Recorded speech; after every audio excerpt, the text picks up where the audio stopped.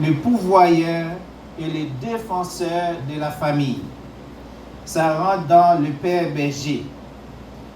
Et on a aussi le père qui est l'amant, si vous permettez ce mot, le compréhenseur.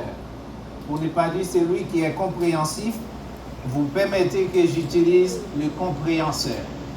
C'est-à-dire, ce n'est pas celui qui va se mettre toujours en colère pour les moindres petites choses. Il est celui qui va essayer de comprendre en tant que juge aussi de la famille. Donc, en ce moment-là, tous ces rôles reviennent à son épouse de pouvoir discerner quand est-ce que c'est le roi qui parle, il parle avec l'autorité. Quand est-ce que c'est le prêtre, le sacrificateur qui parle, quand il est en train de prier. Quand est-ce que c'est le berger qui pourvoit, quand est-ce que c'est le berger qui veut faire son paresseux, rester dormir pour ne pas aller travailler. La femme a ce rôle de discerner qui joue le rôle en ce moment. Et en ce moment-là, quand est-ce qu'il est le défenseur?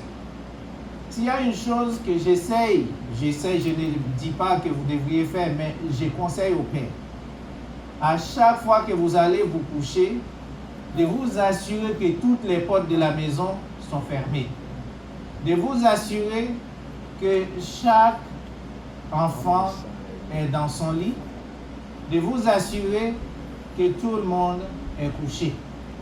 Donc ça revient au père de superviser dans le rôle de défenseur.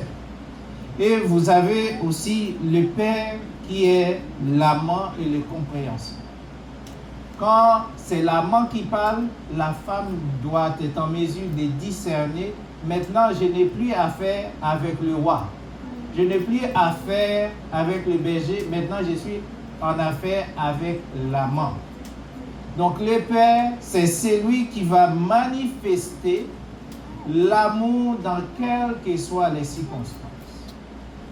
C'est celui qui va montrer que le Père du ciel mérite d'être aimé à travers chacun d'entre nous. Le rôle du Père ici représente le Père céleste dans la vie de ses enfants.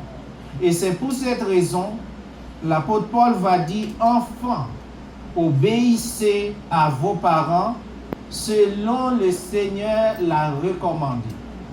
Alors les enfants, leur rôle, c'est de pouvoir écouter, obéir et mettre en application ce que le Seigneur leur enseigne à travers le Père. Et les pères, si vous regardez dans ce premier verset, il y a une chose pour les enfants, c'est qu'il y a des promesses qui accompagnent tout enfant qui respecte leurs parents. Nous vivons dans une société où tout est permis, mais tout n'est pas profitable. Un ami peut vous inviter à aller jouer avec lui ou aller faire quelque chose, mais regardez bien, l'éducation que vous recevez chez vous n'est pas applicable chez votre ami. L'éducation de votre ami n'est pas applicable chez vous. Il faut être en mesure de discerner, est-ce que je suis dans une maison qui honore Dieu ou je suis dans une maison qui pratique autre chose que recevoir l'ordre du Seigneur. Les enfants doivent d'abord respecter les parents. Maintenant, selon la parole de Dieu, la Bible attribue au Père 5 rôles fondamentaux pour bâtir une famille selon le cœur de Dieu. Il est appelé à pourvoir aux besoins. Premier point. Deuxième, il est le guide spirituel pour la famille. Troisièmement, il doit protéger la famille. Il doit discipliner avec amour.